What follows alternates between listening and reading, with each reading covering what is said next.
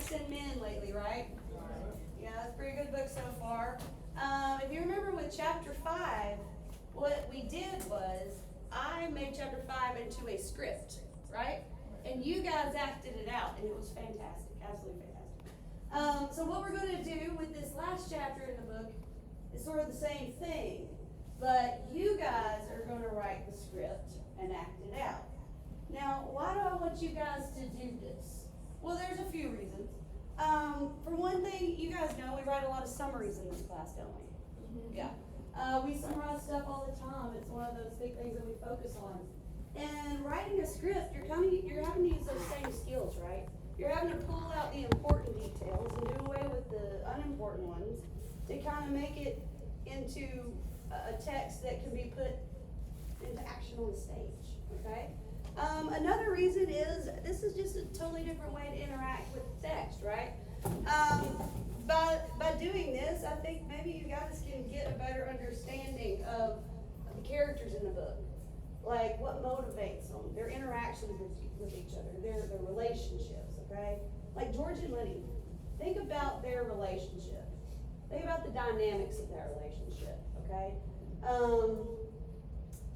And that dynamic, it kind of hits a real big change here at the end in this last chapter, okay? I think it'll also help you to better understand like the plot and the themes that are present in this book. And also just because it's always good to do some group work together, right? All right, so before I put you into your groups, well, you're already in your groups. Before we get started with that, we're going to go over just some basic theater terms to help you guys out while you're working on making this script out of chapter 6, okay? Who here has been to see a play, a stage production? All right, several of you, okay? So y'all seen this happen, y'all seen it take place. So a play is a piece of dramatic writing for the theater. And so then the script is the written text of the play.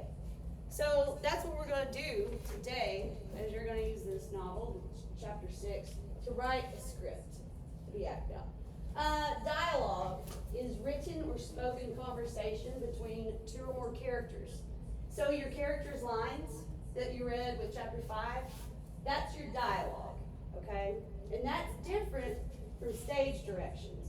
Stage directions are non-spoken parts of a script that give information to the actors in the scene. So whenever you guys were going through and reading that chapter 5 script and acting it out, those parts in italics, remember I told you, you don't say those parts. Those just tell you, the actor, what to be doing while you're saying your lines and your dialogue, okay? Next, cast is the group of actors who make up the play. An actor is a person who portrays a character. And a cue is the trigger for an action to be carried out at a certain time. And I want you guys to know this one, because it kind of goes along with stage directions. A lot of times stage directions are going to give you a cue as to what you're supposed to do in that scene, as far as action-wise, right? Okay? All right, so does that make sense? Does anybody have any questions on theater terms? No? Y'all are good on that? All right, so now that we've done that, I kind of want to show you guys how I made my chapter 5 script, so that you've got kind of a good way to go about it whenever I let you guys start working here in a minute. All right, so here on the left, this is chapter 5 of the book, and then I've just got an open document over here. So this first paragraph says, one end of the great barn was piled high with new hay, and over the pile hung the 4-taloned Jackson fork suspended from its pulley. So there's a whole lot of description right here, isn't there? What would we think would be the first important piece of information from this first page of chapter 5 to put in our script? The basic setting, yeah, the setting. So this is how I would do it. I would say, let's see, chapter 5, scene 1. And then I would come down and either bold or italics, just so you know that it's not part of dialogue and stuff. I would put that it's at the barn. And then we come down here and it's talking about what time of day it is. It's Sunday afternoon, so I would say it's afternoon time. The guys are playing horseshoes. It says, from outside, the clang of horseshoes on the playing peg and the shouts of men playing, encouraging, jeering. And I think that that's an important detail. Why would that be an important detail for chapter 5? What happens in chapter 5? Y'all remember? Didn't Curly's wife come in there? Yeah, and what happens to her? She did, she got. Yeah, that's right. Lenny accidentally kills her. And we need, this is kind of important information, isn't it? Because that tells us that there's no one else in the barn except Lenny. So afternoon time, and I would say, all the other guys are playing horseshoes outside. Okay, now let's scroll down a little bit. So that tells us where we are, what time of the day it is, what circumstances are, right? Too far. Let's see here. Scroll too far. Okay, so says down here on this next page, only Lenny is in the barn. Well, we need to know that, right? So I would say Lenny is in the barn by himself.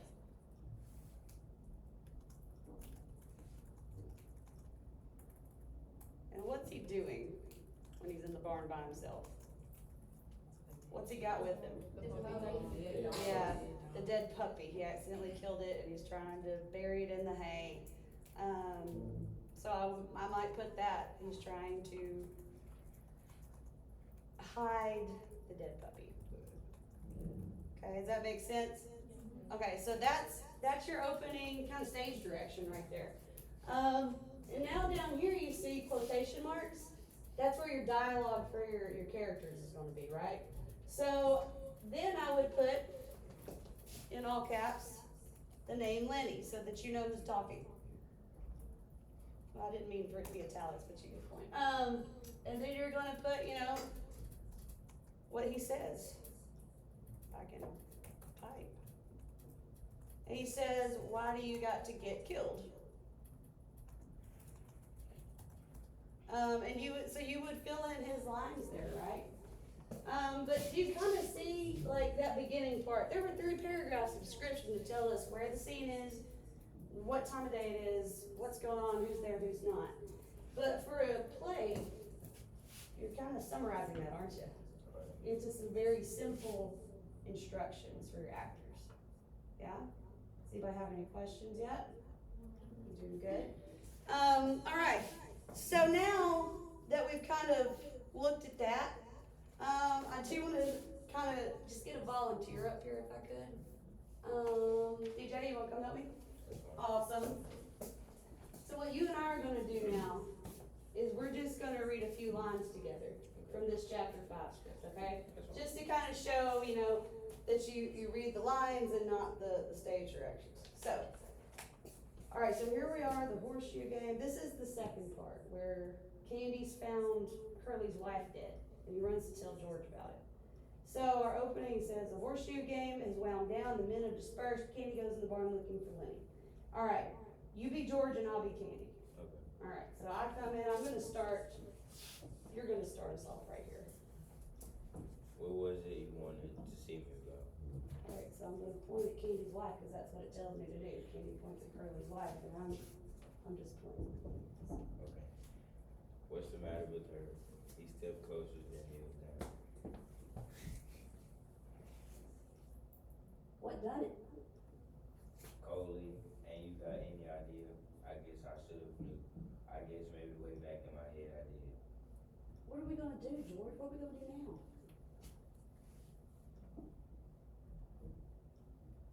Guess we gotta tell the guys. I guess we gotta get him and lock him up. We can't let him get away while the poor guy will starve. Maybe they'll lock him up and be nice to him. We ought to let him get away. You don't know that, Curly. Curly's gonna wanna get him lynched. Curly will get him killed, George. Yeah, that's right. Curly will and the other guys will. Right.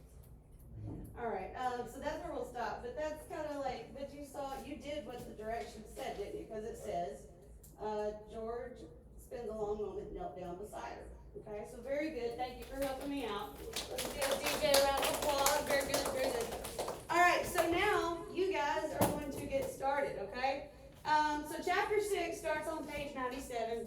I'm sure you all remember that there are no page numbers at the beginning of the chapters in these copies of the book. But, and I'm going to come around and be helping you. Now let's talk about instructions for this, okay? So you're gonna need to assign each other roles in your groups, right?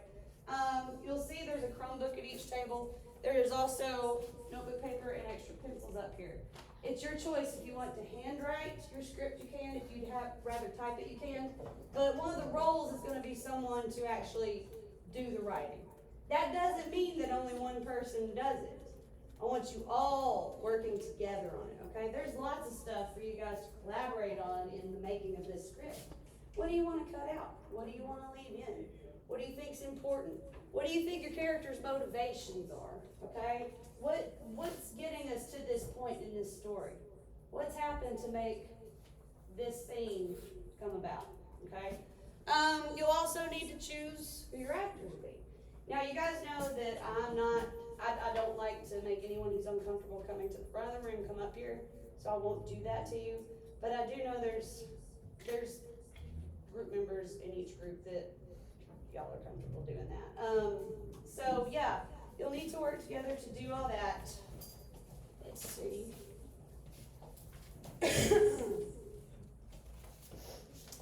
And really think about what's going on in the scene too, okay? Because